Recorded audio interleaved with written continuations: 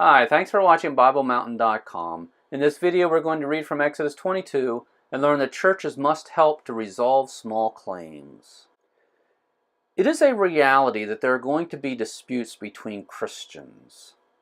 Likewise, when God brought the Israelites out of Egypt and took them to the Promised Land, He understood that there were going to be disputes between the Israelites. God made provision for how to resolve those disputes, and we read about that in Exodus 22. Likewise, 1 Corinthians stipulates to us that we Christians need to resolve disputes amongst ourselves by ourselves and not go to the law court before unbelievers in order to resolve these claims. And once we understand that, we also need to understand that there's a role for the church elders in this. Church elders need to encourage and support a process to resolve these claims, and that means that the church elders need to make provision and provide a person who is going to help resolve these claims. So let's get started in Exodus 22. We'll start reading at verse 5. The context is that God has brought the Israelites out of Egypt. They're on the way to the Promised Land. But first, God took the Israelites to Mount Sinai in order to give them a culture. And the verses we're reading today are part of a larger passage where God gave the Israelites a criminal justice system. So let's start reading at verse 5.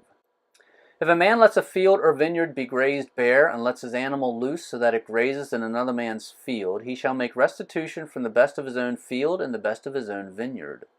If a fire breaks out and spreads to thorn bushes, so that stacked grain or the standing grain or the field itself is consumed, he who started the fire shall surely make restitution.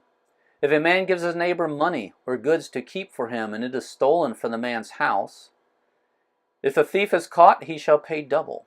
If the thief is not caught, then the owner of the house shall appear before the judges to determine whether he laid his hands on his neighbor's property. Notice the word judges. This is a scenario where one man was keeping another man's property and the property disappeared, and there was some suspicion that the man who was keeping the property had stolen it himself. If that was the case, then both men were to go to the judges and allow the judge to resolve the dispute.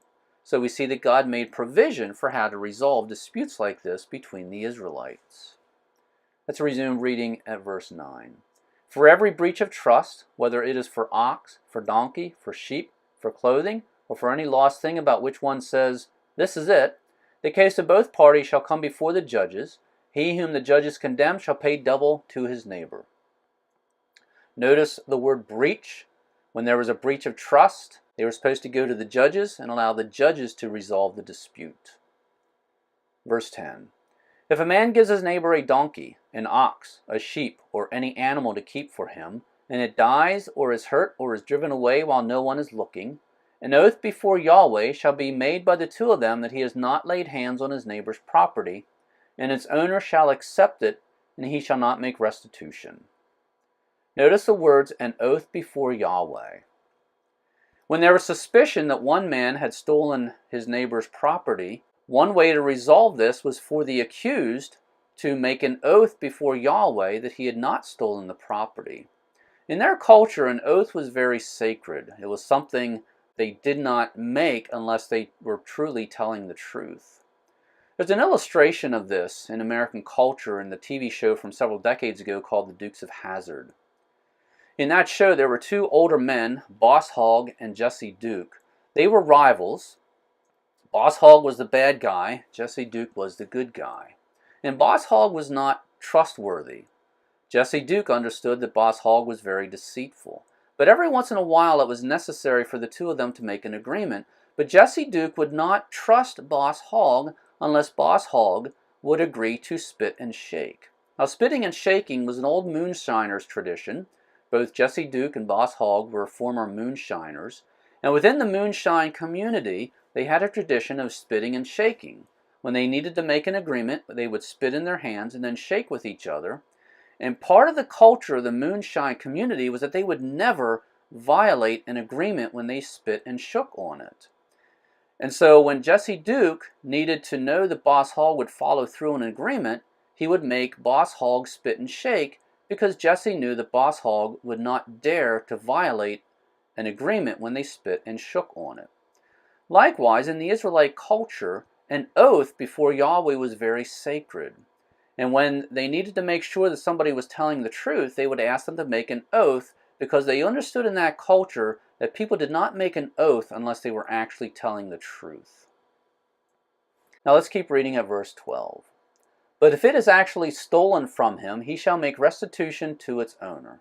If it is all torn to pieces, let him bring it as evidence. He shall not make restitution for what has been torn to pieces. If a man borrows anything from his neighbor, and it is injured or dies while its owner is not with it, he shall make full restitution. If its owner is with it, he shall not make restitution. If it is hired, it came for its hire. So again, God was bringing the Israelites into the promised land. He was giving them a culture and a criminal justice system. God understood that there were going to be disputes between the Israelites, and in this verses he made provision for how to resolve those disputes. Now let's read 1 Corinthians 6 and start reading at verse 1. Does any one of you, and by the way, the pronoun you refers to believers. Does any one of you, when he has a case against his neighbor, dare to go to law before the unrighteous and not before the saints? Or do you not know that the saints will judge the world? If the world is judged by you, are you not competent to constitute the smallest law courts? Do you not know that we will judge angels? How much more matters of this life? So if you have law courts dealing with matters of this life, do you appoint them as judges who are of no account in the church? I say this to your shame. Is it so that there is not among you one wise man who will be able to decide between his brethren? But brother goes to law with brother, and that before unbelievers? Notice the line, are you not competent to constitute the smallest law courts? Paul was writing to the Corinthians, and this was a question, but the answer was clearly that they were competent to constitute the smallest law courts. Paul's point to the Corinthians is that since they were competent to do this, they should be doing this, and they should not be taking their disputes before unbelievers.